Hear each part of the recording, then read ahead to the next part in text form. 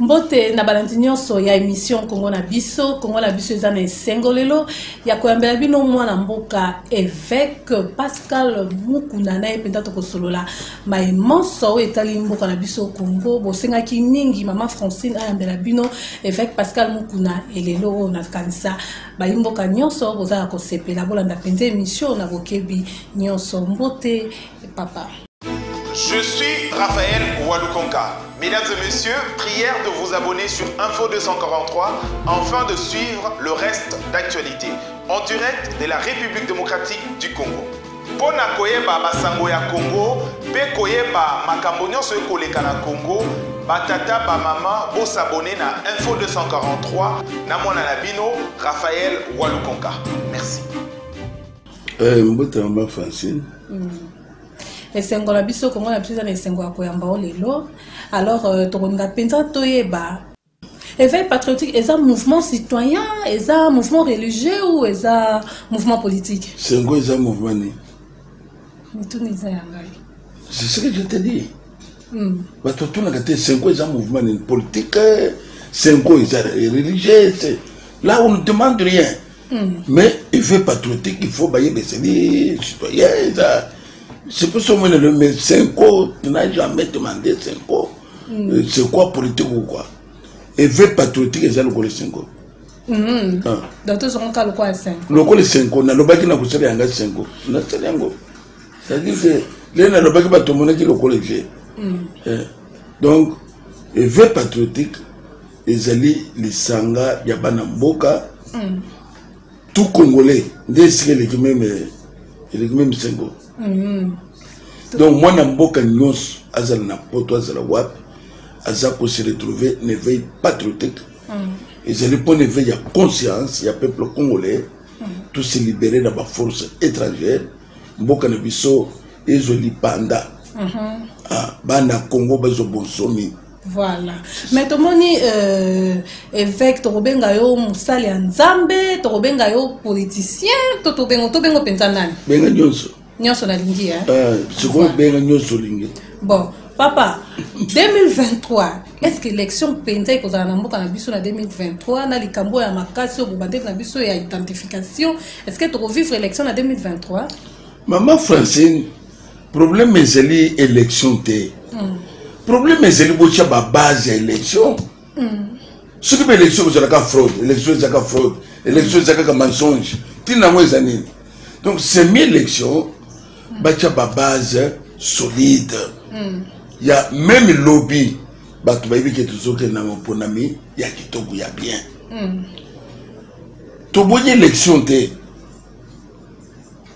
mais du moins na éveil patriotique toujours que makambo ya lokuta ekoleka lisusu te to viva na makambo ya lokuta ba élection lokuta salama na mboko oyo zelena silisa makanisi na ngai c'est-à-dire que l'élection il y a lokuta il y a tricage il y a koluka to gagner normalement gagner te l'autre ont la première majorité parlementaire et les autres est bien ce qui élection c'est le mieux bien et c'est bande quoi ne pas cause de majorité parlementaire donc ça veut dire que c'est le point à côté de Sayoko na Congo démocratique tolobi boye na wo Italie éveil patriotique na lisanga nyonso ya bana Congo élection ko sala maté ce que c'est dit que recensement islamité et ça préalable ce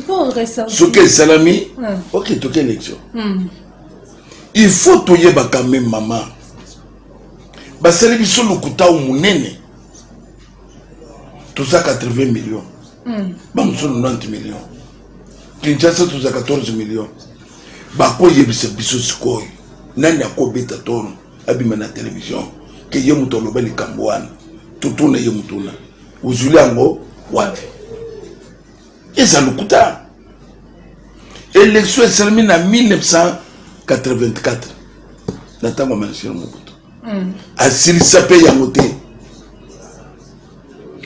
mais nyonso bezosala autour ya nombre ya bato et boyebi ke bavota ebele bazaka na est c'est un mensonge Et puis, quand on a papa, on a la kangote pour nanini, tanyo sur l'élection, salama na mboko, kubanda 2006, 2016, ti, tozo ke na rana l'élection, on a la kangote lelo ndo eko bimisa ko dénoncer mensonge à l'élection comment? Naza ko ebise yo ke natango état de droit yé. Tika makamunyoso et c'est bon la ko banga, ko état de droit za la raté. État de droit ngai na yonde tozo changote. So tozo banga nene. Tozo banga mutute. État de droit za ko banga te. Na ko bangisa te. État de droit ezeli omoni Mobutu atikele ka biso même état. Parce que atikele ki motu so te na identité. Mobutu. Vous avez la carte pour citoyen. Ah. Mais les bande ko baye na fidèle babomi état, babomi droit. Donc Mobutu atikele ki état de droit te.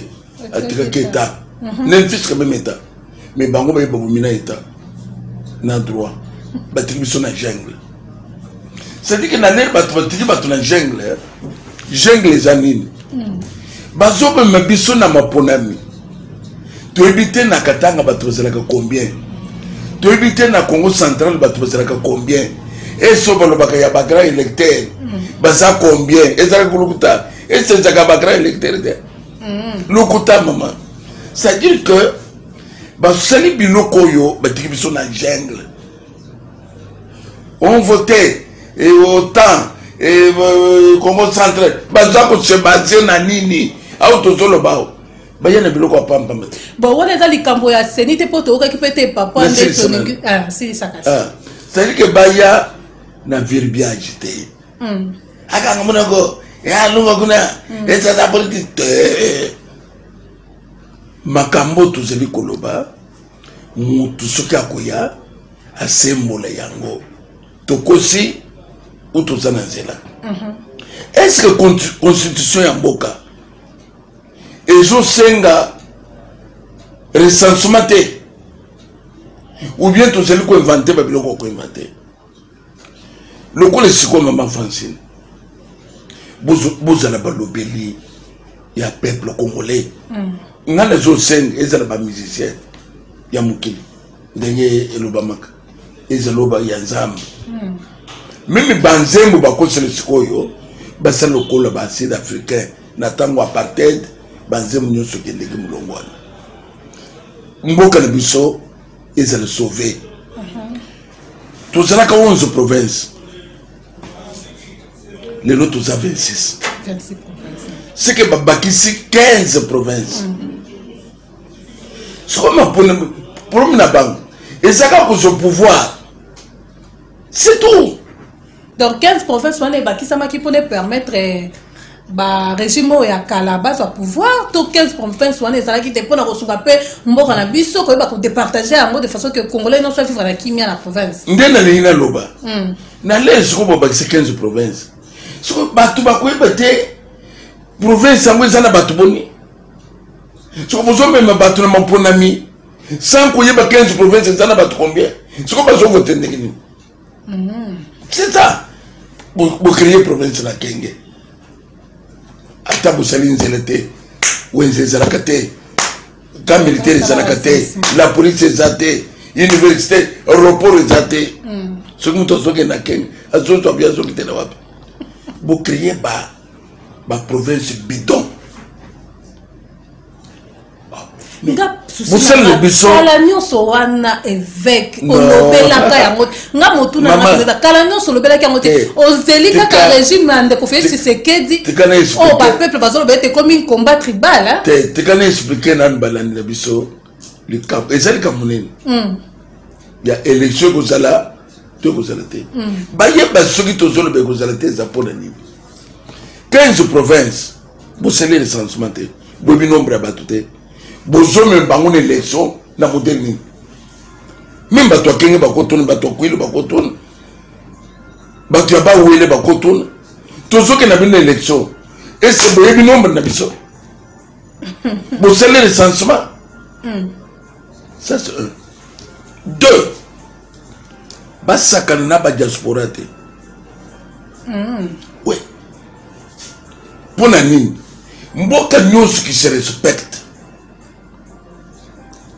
bakosa le recensement te na mboka mopai bakosala ngo ndeni bakosala bakovote ndenge nini boko bamboka nyonso votaka ndenge nini à partir d'ambassade c'est pour ça tozobi photo mima na jungle po ntango nyonso wana kala nyonso wana ezalaki te mais lelo boye na état de droit bolingi bosalela yango barecensement esalama na bao baza na baétranger même bao baza na étranger même bapikime faut bavote pourquoi bozotanga bango lokola bandeko ah oui pourquoi bozotanga bapikime lokola bato lokola biso de kosala maparti ya ambassade mpona badiaspora bandeko badiaspora bakovote bongo élection lelo esalamaka na baétats-unis esalamaka na bamboka mosusu bato na bango bazovote na ambassade c'est-à-dire que yambalo bazokosa badiaspora bakovote mais alire tozokendele boye ntokomona kwa 2023 ngo élection ezalama te parce que kosala recensement eza likambo ya une année te nde tolobi ete tobandi na 2021 kosuka na fin 2022 mais Congo eza monene mama Francine eza likambo ya 4 à 5 ans likambo na biso ezalivandaka nande kofaye Tshisekedi likambo na biso ezali ya 2023 te likambo na biso ezali ya batia babase c'est-à-dire que ezali elingi koloba nini soki okoleka 2023 eleka c'est-à-dire que le problème de la mission c'est que pour empêcher les fraudeurs. Est-ce que PPRD quoi valer les cambo pour bango abete bango bakozonga na présidence na 2023. Mboka ça ya PPRDT. Bango balobi bon matabo kita bakozonga na 2023 et surtout que bazo ko imposer biso lisusu président Seninde ko ronsa malonda. Bon matabo kita bango 2023 bazonga na présidence. Mais maman Francine mboka ça PPRDT. Mboka ezali ya bana Congo démocratique. Mboka ezali ya ML c'était mboka ezali guide peste mboka ezali ya ba congolais biso ba congolais na minito mama Francine Simba sans recensement mboka yango ba l'élection mouvement to kusala ba kokango te na ça ko biso makambo solo ça dit tout ça na plan B ça dit que na ça ko biso yo que tout ça bo besoin mon local mais ba ko fanda ba le que mais ça n'a pas été et l'autre nyonso les agnes bandena souka diaspora il faut pas voter biso recensement tout ça nango précédé 2 18 ans ce qu'on maintenant 4 ans il y a fait 22 ans sans identité. Donc, on ne sait pas que le État, le peuple congolais sans identité. Maman Nangaï. Mais ce que le peuple congolais est, pour Alamuka, Aloba, il faut passer les Camonini. S'il vous plaît, maman. Et ça, les Camerounais, vous allez. 2, ils ont les Camerounais identité. Sans identité, les choses à terre. La lèvre toujours ça la récente. Oya kolukango kuzongo. C'est-à-dire que n'attend recensement ici. Ba doté moi na mboka nyos na carte d'identité. Ya soki aye ba kameti carte ne ba tena machine na njili. Ba tena nini identité na yepi. Ba bika za songolo pakala. Et ça pour la empêcher tous les étrangers au besoin de carte d'électeur. Carte d'électeur, ils allaient informatiser. Carte d'électeur, vous en avez 10. C'est ça le jungle. C'est ça. C'est ça encore. Le peuple congolais sans identité. Mais toi qui étais. Pour permettre tout étranger. Alors, ça qui était mon porter c'est ni plainte pour c'est ni peu à dans la carte à moi bah ma fait on a dit bon bah été bah tu vas voter. Nous sommes c'est-à-dire que le peuple sans identité pour nous permettre tout étranger.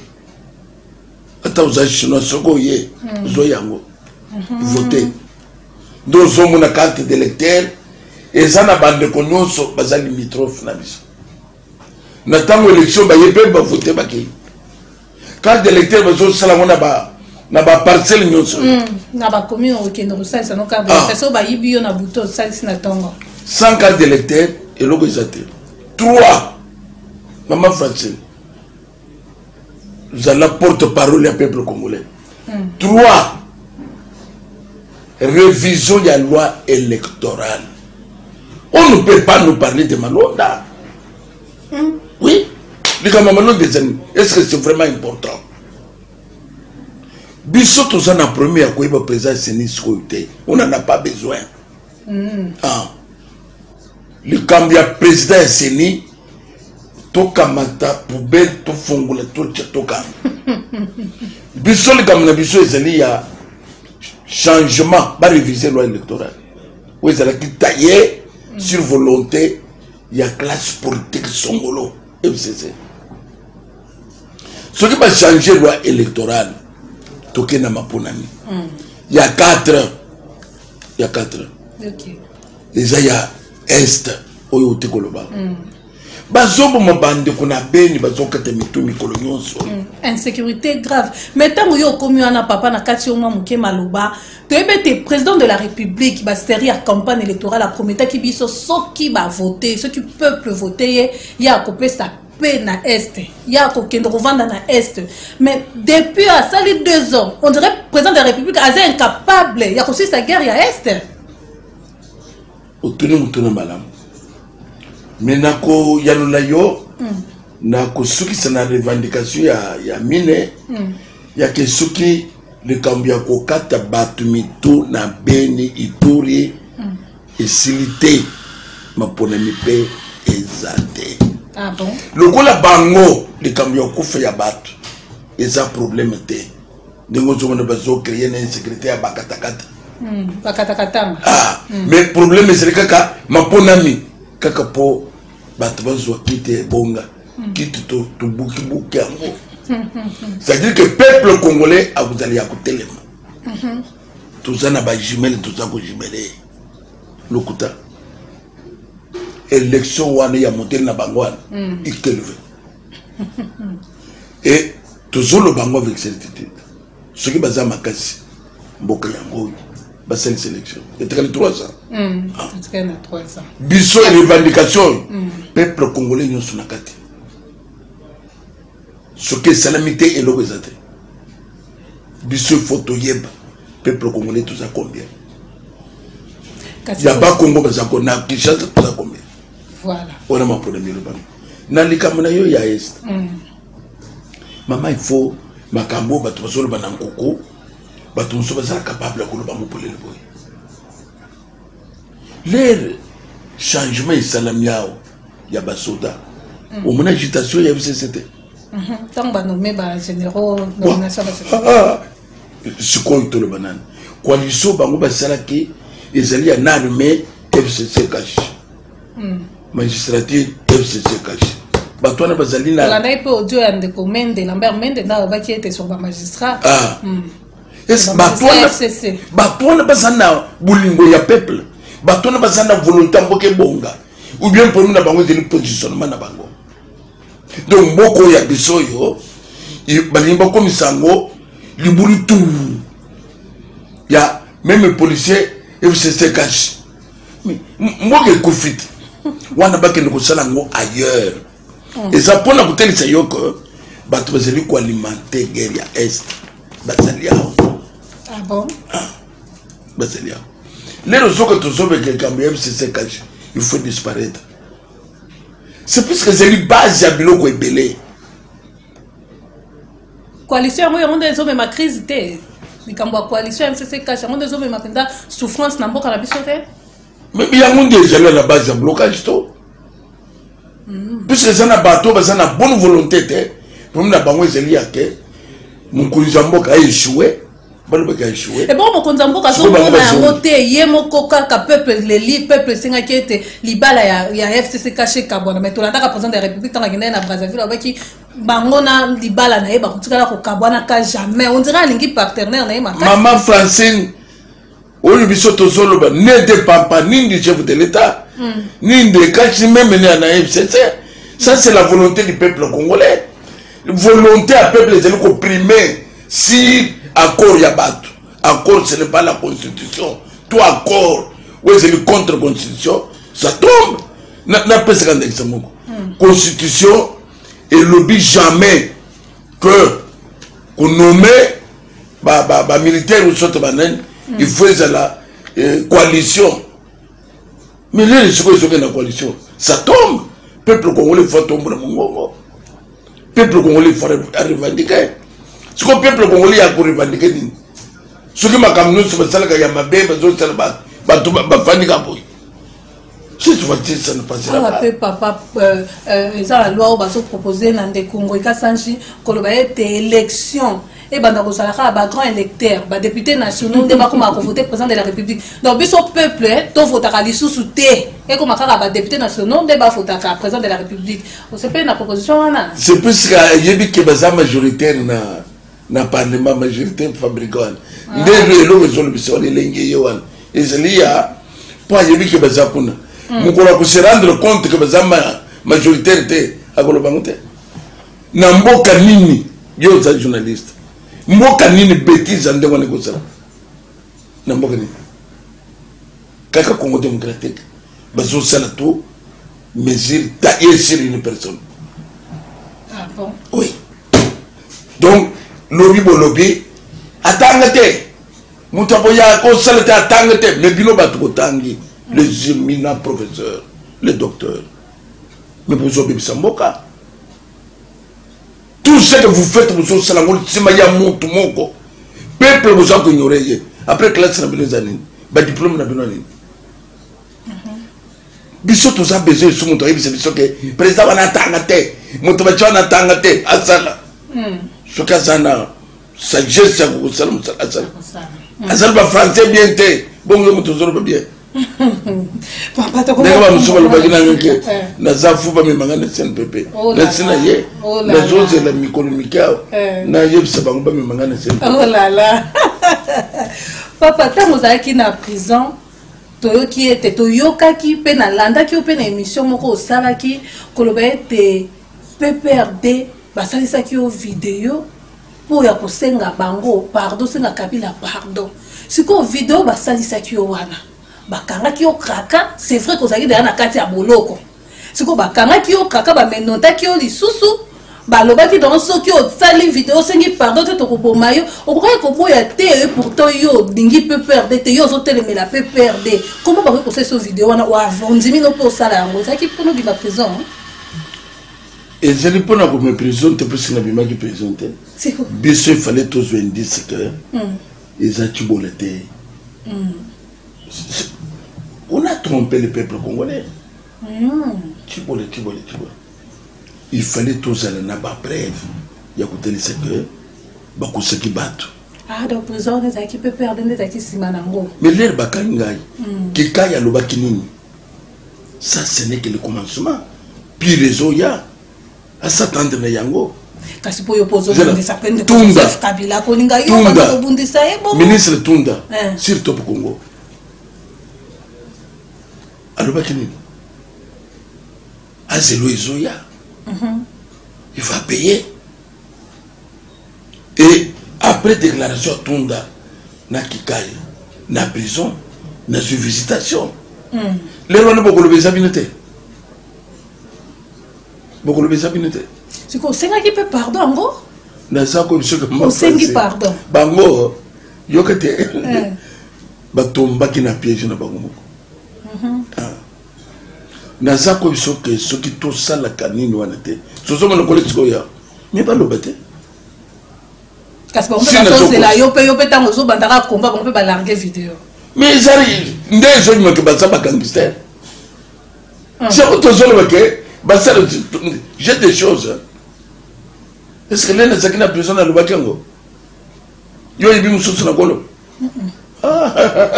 na uti prison maman ou toi ça à côté na mai apolaka j'étais bête la kake au rien ko bangisa musu na ile comme soste prison na sa bibliothèque sikoy sa bibliothèque ngam tu na lobite mutu lobite comme ça c'est moi na ibi pourquoi na lobite OK donc au monile ngane ça na prison wana koloba on a dit côté na société oui ça ma cartouche dans autres là bas beta retour pour beta retour ba cartouche yo kana bisa yo batika na bango ça il tolo baka makambo le col de le biboye, yo pays à Kaloba qui était élection que ça le pour na boy boy. Bah côté na fertilité. Ya, alors va kuna, aibi nous sommes les distractions. Voilà. D'autant la distraction. Et ça ma distraction ya pamba. Depuis na le bobilo kwa pamba wazi ya sisi. Au sommet nous t'ailleurs contredire. Que tu sois comme on a mis batté. C'est-à-dire que les moutons oui ça m'a comme mon boc. Distraction n'a pas côté à côté. Ah oui, il y a qu'à le recensement et que ça la mette, c'est raison à yo. Le bac que élection et que ça la mette, c'est raison à yo. Mais n'a le week que ça la mette. Sans préalable. Yo paye à kana yo arrêtement. Tout débattre. Pepe comme là ça besoin yeba eloko nini évêque boube bana pendana de Joseph Kabila. Na zala kana yete. Au moni biloko yo. Parce que zala autour ngai na zala kana Joseph Kabila te. Nga na za pasteur. Azala kina relation na Kabila en tant que pasteur. Na zala kini membre ya PPD. Na zala kana bureau ba pesa ngai te. Na zala kana structure mo te. Nazala kina di foot bazala ko pesa ngate ba pesa nga bureau te ngai poto ko oui asa mukunza mboka ngana za pasteur to moi il pose qui première dame ACK ou que pour la première dame tout à fait de la République maman Olivia Kala nazali pasteur nazali derrière mboka to ka ke pete de Joseph Kabila soutenir qui open en libala ba pesa qui peut ba mboka ce n'est rien au salape campagne en décochadar ce que le bête pepper de pesa au bureau te kasi campagne en décochadar au sala ko tika kan de konayo muluba est-ce ko tika ngai na tiki o papa na ngai na docteur c'est yo que ngai en tant que leader na ko ba na mukuzi nyonso ko ya même ceux qui Félix le loi za mukuzi mukuzi ko ya kuluka ngai matanga ko ya lukiyo alo lobisco mabe awa liboso azalaki non mabe ya woto solo bango siko pona nini c'est plus tomber sur les gamins beaucoup. Ce qui n'attend pas fan de kimia. Église PBT qui est ma beaucoup. Voilà. Ce qui a fan de kimia. Allez bon retirer. Yoka, ce qui a fan de kimia. Là n'a pas de problème. Les roseaux y a pour na kuluka trouble na mboka. Non là toujours le non. Ne croyez pas que ce qui m'ont appelé lamba et que mon na mabe okolo beli soute puisque apesanga lamba. N'habitez ça logique ni noana. Mais ce qu'on va pas tomber à l'opéra, les combat tribal, papa évêque, et comme le roi combat tribal, hein? Pose les cas Félix, c'est que dia longi par ma ponomie à Fandi, aux années ce que l'église mounène, au sensibiliser à ta membre mon côté pendant l'élection. Mais tout le monde a qui on a si ma kuna, c'est ma chada, il faut nous faire la banque pour ça. Na salle qui va nous propagande. Na l'air babenga qui n'a pas joué, babenga tout le monde. Respect na autorité établie na zokende mais ngana sele o monenga na campagne président ba yibenga babenga tout le monde ça ipotika biloko ana eza distraction même bangoler ba solo biloko ana eza kuzanga rikima ya makambo to solo ba uza mukunzi na yo esili to beti maboko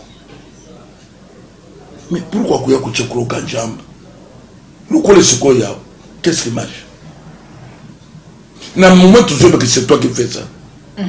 Donc, tout est comme le béléo, puisque tu soutiens qui on attend. Mais pourquoi vous ne pouvez pas tout mettre à soutenir qui? Monsieur, tu as le premier ministre. Mais pourquoi vous ne pouvez pas tout il faut gagner? Ben Bazalaka, vice-président, il y a Kabila. Mais pourquoi ce n'est pas un problème? C'est une histoire montée de toutes pièces. Batunion soy. C'est pas ça na Kabila. Papa était un disséqué. Hassan Mobutu. Mais il a trouvé que ça ne va pas. Il a dit non. Il y a un problème. Il n'y a que les imbéciles et les morts. Bateau Bakoufa n'a pas imbécile. Donc il y a changé. Mais il y a les gens que le Cameroun, c'est les prophètes Nathan. Azalaki attaché na David. À quel niveau c'est David que David ou sûrement s'y abattu. Donc à côté que nous n'avons pas c'était puisque David a celle là. Non. Deux problèmes tous en angoisse. il y a un ça ne va pas. Oye kulukana microscope te. Ils ont na miso. Ils ont na miso. Oza la pasteur, oza la nan, okobisa ndoketika. Prophète Samuel, a son courage, a obisa Samuel, que beaucoup de yo, et c'est cela. Ndo y fait casser. Pour la obisa bande beaucoup de bino, et c'est cela. Tu peux être bino mabo, tu komisa bino to soutenir bino. Na momo yo, beaucoup de bino ils allaient soutenir. Tout ce que vous faites ici, vous ont forcé, vous vous battez. En quoi? Ils ont, vous avez la banque. Je suis content que banque balongwa. Ah toujours na pouvoir là. Banque de besoin 70%. Félix Azana 30%. Banque mais au dirige. Bah tu as la majorité. Mais c'est pourquoi vous avez vous allez balongwa. Est-ce que balongwa? La présidence. Non, balongwa te. Bon. Ah balongwa qui n'a qu'un boloko n'a qu'un boloko te. C'est que bazali. Tokobi na suka kasi. Toza na besoin to yeba tango zalaka na prison salaka audio moko boye obelela ko lobi na butu bato ba ko menacer na fenêtre ba ko menacer porte na yo ba kota to yebite ata ba o biso no so kota prison te peut to kota te mais na kata prison na ba cellule wana pona ko ati na porte chambre mutu za kana ba grille ba kanga penza na ba cadena na kata prison to tikala ko mona fenêtre te likambola motuna na etu euti pe na internaute moko bi mama foskendo otu ne fake. Tout ce qu'on a comme la fenêtre, c'est que si bateau qui ko menacer ou qui ko beta na ba porte, qui ko beta lo fenêtre à wapi porte nini. Et si c'est vrai bateau bayaki, bateau badaki ba prisonnier ka ya kati ba bimisa ki ba ko lukayo, bateau ba utaki wapi. Pe so ke za solo bayaki pour ba sala yo nini. Yanga chambre c'est na fenêtre na porte. Na prison da bongo, ils appellent ba chambre. Yanga chambre to ko kende pe o ba yebso ke chambre yango na fenêtre na porte bake ko changai na pavillon ya ba criminel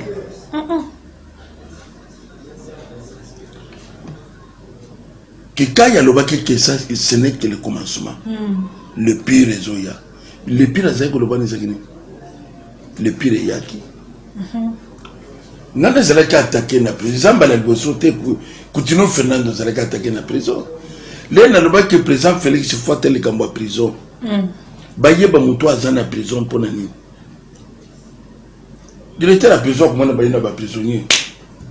Akusani musane za ko bomba. Mais il faut passer la commission qui est en prison. Baye ba qui muto ayeli nini. Ezabilo kwa lelote.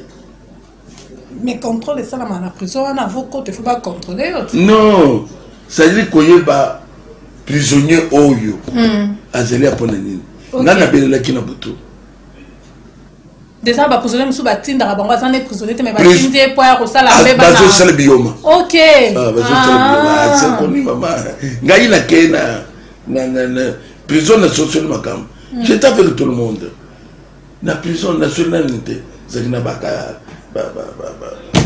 baka pendre zakina na baton ba généraux bazakuna le qu'on est dans la bibliothèque, j'ai des choses. C'est-à-dire que la prison est en abattu. Ou bazo c'est le seul besoin. Na belle laki, na bengi bana na zibango.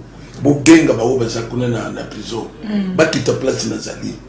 Ba belle la ba na libanda, ba ya ba kote na prison na zali yao. Ba tu bazana ngaya. Nana ya. Muto ayate. Titongo eten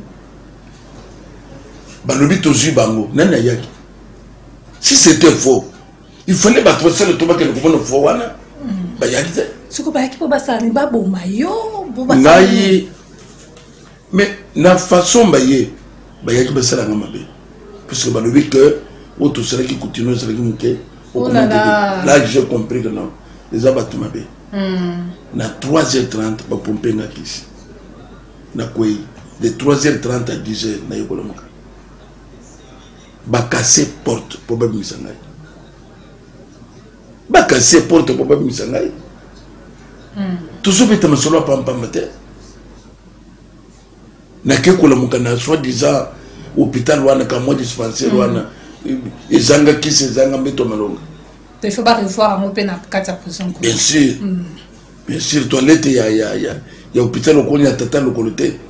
Alors, c'est-à-dire que tout ça, je ne pas mettre. Bon, moi, je ne sais pas. Nakata prison. Nakata prison. Au Fukamaki, aux acquis au téléma. La fin de la quitte. Oh. Batubaye. Oui, ça gêne. Prison, moi, je n'ai pas tout bâti, n'a pas qui n'a pas surveillé, prisonnier, n'a pas ta chambre, pour n'a prisonnier, on a un info. T'as l'air prison, on est au salama. Donc, aux autres, trouvé que ça a liquidé les bandes bien organisées. Donc, mais, quand c'est que Koressi était, on est là, on est sur ça, Batika, bien, c'est, et ça, pourquoi pas, là, tout ça, ça va être chapeau. Oui, ça, il y a beaucoup, beaucoup, ça besoin de temps, ouais, ça sont des criminels. C'est ça, vrai terme. Ah, bango ba tu vas dans la prison, mais la prison, ça n'a pas battu, mais bango va faire une bande. Bango va faire une bande.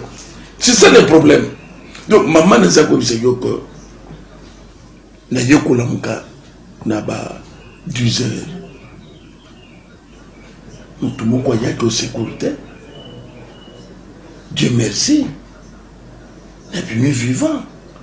Vous voyez que vous avez couffé à Sanzima qu'il a et tout ça. Je crois à Sanzima qu'il était. À Sanza. Ah. Na sali tout, parce que nous avons un examen, les bandes, battre les années. Rien. Baboyaki. Baboyi. Et bon, on coloque à la matou, nous avons proposé 20 ans pour nous. Ça, on dit. On est que vie n'a aussi. Non. Moi, il s'agit. On a qu'un espoir. Tout le monde nous sommes Zagoya. Na Zagoya, qui va couiller batteur. Baza banzambe te mboke za bangote mboke za nzambe na kopima na zali ko tout le monde zamba confondre ba même place bazali ozaki na eliki ya nzambe na zalaki na eliki ya nzambe oya bimisaki petelo na prison akobimisa ngai yako kobima na peut-être comme ça peuple congolais et ça la penza nungu batu balala te le 24 ti le 25 batu bazali ko na mboka lokola ka mo boutique na bango quand il sait que baza ko bisa bano ya ngai na kotangele bino ba kombo na sima to si to condamné ye to te ko sele réunion ba condamné 20 ans ce n'est plus la justice, ce sont eux j'ai des preuves maintenant ils ont bango ils ont justice ce que vous avez sangé chibola quel chibola ba tu innocent bon il y a domi donc ba nana bazawaka o ba violet les lots bon ba mercenaire katumbi muyambo witu mulongo bango ba munisi ba to pasa ndeni bon je koko tant papa tangi bon continue oyi lelo ba tike invalide vraiment tant tangi ko ba chibola ba peuple congolais ba téléspectateurs ba tel ba bete papa za na kanda chibola te azamwa na on a dit que pas sindeseli yake zomo boy problème ezali été problème ezali bato iba oba ba zomo na mboka ya bango ba kosana tout batumbi l'église batumbi ba permanence ba ya ba parti pour beaucoup bomenti wapi on a nzamba boyaki ya refusé suka papa maloba pour baiser belé kasi ngonga penza ya refusé complètement message nini peut-être ko lancer na peuple congolais surtout que zongi éveil patriotique et ça combien ont sa système tout ont sa personne la personne de Kabila tout ont sa système non pas la personne de Kabila mais si toujours un système en même temps si tu touches na ba minerai tout ça on peut t'attaquer donc retenir que éveil patriotique est dans le quoi 5 ans 5 ans. L'année le mec n'a pas 5 ans. Je sais pas comment les gens voient les choses. Le la blague. Mais c'est plus que 5 ans. Ok. Puisque tout le monde n'a pas bien saigné. Et c'est la chef de confession religieuse. Et c'est le 5 ans. Voilà. Merci beaucoup papa de me répondre qui pendant l'invitation à Bisso. Merci na balantinyoso y émission comme on a vu sur na kanisa bosepeli bolanda rediffusion y émission samedi 9h juste pe bolanda intégralité émission na chaîne na bino YouTube Kamputu TV ngala meto kutem ko zel koya na numéro asika botika mala. Je suis Raphaël Walukonka. Mesdames et messieurs, prière de vous abonner sur Info 243 afin de suivre le reste d'actualité en direct de la République démocratique du Congo. Pona koyeba basango ya Congo, pe koyeba makambo nyonso ekoleka na Congo, batata ba mama bo s'abonner na Info 243 na mwana na bino Raphaël Walukonka. Merci.